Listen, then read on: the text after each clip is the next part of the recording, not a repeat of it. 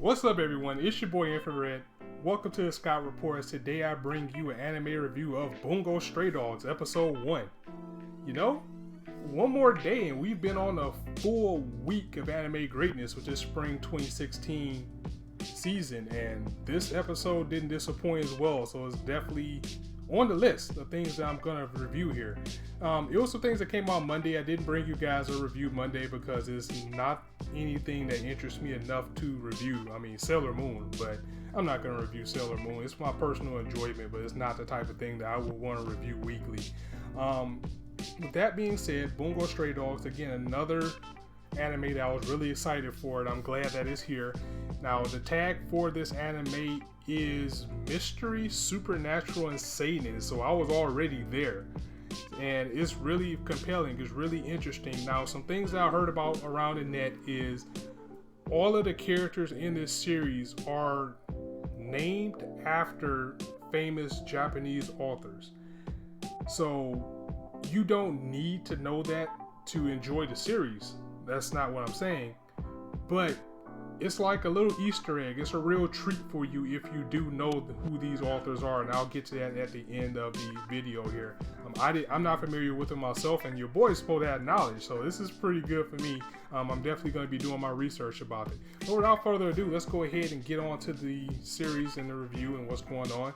Again, I was really pleased with this episode, and I'm along for the ride. So we start off, we introduced to our main character. His name is Atsuki, and he's on the streets wandering. He was kicked out of the orphanage after a tiger attack. A tiger attacked the orphanage, caused all types of carnage, and the orphanage decided that in order to fit the bill for the expenses, they needed to get rid of a kid or two. Hence is why our main character is on the road starving and wondering where his next meal is going to come from. So he's wandering, he's starving, he's almost about to pass out because he's so hungry. And again, this is a seinen series, but there's a lot of comedy to it, because immediately after he says, the next person that comes by, I'm going to rob them. So he's looking around, and then the first person that goes by is a guy on a motorcycle that's zipping by real fast, and he just says, well, I can't rob him, he's too fast. But the next person that comes around, they're going to get it. So the next thing that shows up is an army of people marching. So he's like, well, I can't rob them because they're the army, they'll kick my ass, and it's too many of them. He was like, okay, next person, they're gonna get it. Next person he runs into, he sees a man in the water in the pond with his feet up, floating, and he's like, oh my god, that guy's drowning, but he probably has some money in his pocket. So he goes and jumps into the water and grabs this guy out. And once he comes to, we find out that his name is Dazai, and he's actually was trying to kill himself. And he was pissed that our main character prevented him from doing that. In addition to meeting him across the pond, we meet another man by the name of Kunikita. I'm probably butchered that, but I believe it's Kunikita. And he is kind of like a mediator for this guy, Dazai, who was trying to kill himself. He's over at the other pond, he's screaming like, what are you doing? And he's writing down like, this is another way you tried to kill yourself that didn't work. He's real obsessed with his notebook, and he writes everything down, particularly trying to find out what's making Dazai tick here. So our main character, Atsushi, introduced to these two.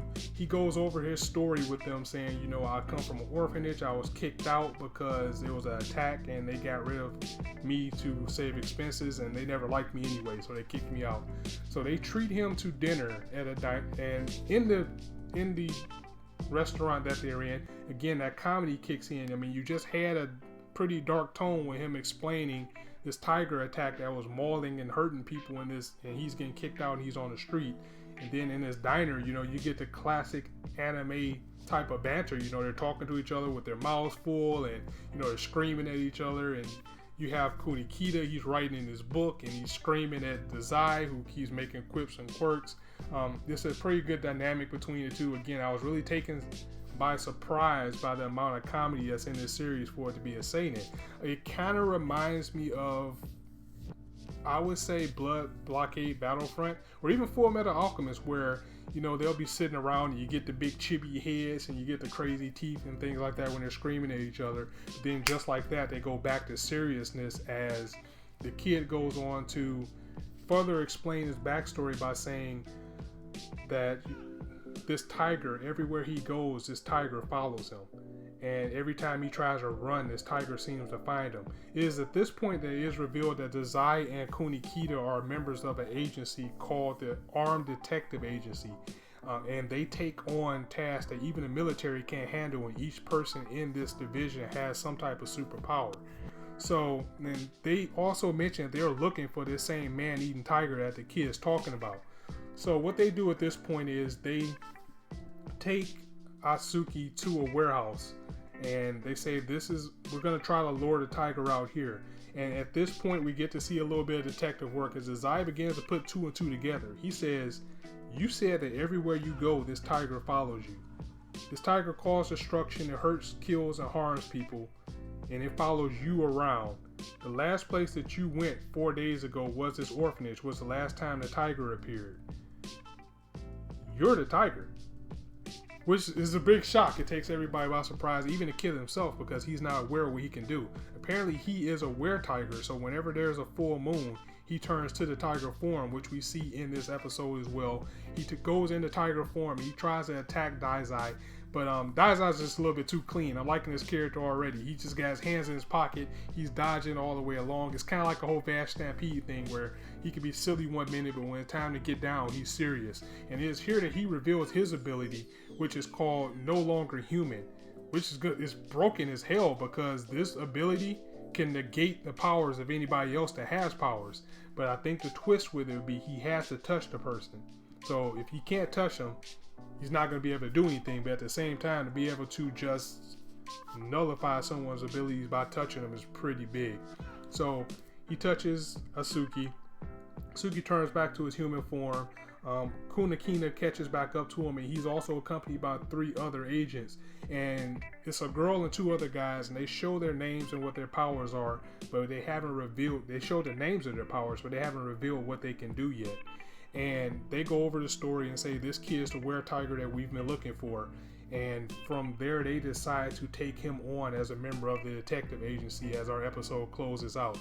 So, and that was the episode in a nutshell. Once the episode is over, we go right into the opening that's done by Grand Rodeo. These guys have done all of Kuroko no Basketball's opening, so it's a really great opening. It's pulse pounding. I like it. I still got Joker Game as opening of the season, but this one's up there. Basically, I'm a personal fan of Grand Rodeo. And they used to have me just off my feet on all of Kuroko no Basketball's openings. So it has the same type of feel as well. We get a preview of the next episode, and then we get the ending thing, which is real nice and mellow. It's real relaxing. So Bungo Stray Dogs, I'm sticking with it. I'll definitely be here every week, and you guys be here as well as I bring my reviews for it. As far as my thoughts on it, again, by it being supernatural, seinen, I wasn't expecting to have as much comedy as it did. I like the shift between it. I like how it's serious and dark, and then 1 second later it gets back to comedy. Like, for example, when Atsuki was saying, he didn't remember he was a tiger, Dazai was like, well, look at your arm, and he saw a big tiger arm, he's like, nah! So that was kind of funny. And the whole thing with him saying, well, the next person I'm going to rob, and it was always something that he couldn't overcome. So yeah, that was the episode in a nutshell. I'm definitely going to be reviewing this. I know I said that about 3 or 4 times, but it just got me that hype because it's a breath of fresh air. I mean, we just got so much hype in this anime season. There's literally 1 or 2 things that comes on every day that I can very well review, and they're all going to be a wild ride. And just think, in the summer we got to return to Degrade Man and Berserk. Whew. Okay, people, that's it in a nutshell. Holler at me and let me know what you think about the episode. Again, if you are up on game as far as these authors and their names and their types of work, let me know. I'll be interested in finding out about it. I know it was an anime out. I can't think of the name right now. I have to research it. I actually have it in the description, so if you want to look it up yourselves, you can look them up, and I'm going to look them up myself too. Again, it doesn't take away from you enjoying the episode, but by knowing these authors and their works will give you an example of what their powers are, or basically what they're based off of. So holler at me in the comments. Let me know about that. Let me know if you liked the episode or not. Are you looking forward to more? I know I am, because anything to do with powers, it's going to be some crazy battles soon. So if you liked anything I had to say, go ahead and drop me a like in the comments. And if you want to subscribe, go ahead, please hit that subscribe button, as I'll continue to bring you more content daily almost. And that is it for the Scott Report. And as I always say, you guys can be anywhere on YouTube right now, but you chose to listen to me, and I really appreciate that. So thanks for coming by. Thanks for watching the Scott Report. Be here, if not Thursday, because even though I'm going to watch Cabaneri, I'm not sure if I'm going to be able to review it, or even if I want to review it until it's over. But I'll definitely be back here for JoJo's Bizarre Adventure on Friday, as this roller coaster of greatness starts again from Friday. Saturday, we got the premiere of Kids Navier by Studio Trigger. Sunday, we got that Boku no Hero greatness, as well as ReZero. So, this is your boy Infrared. See you soon.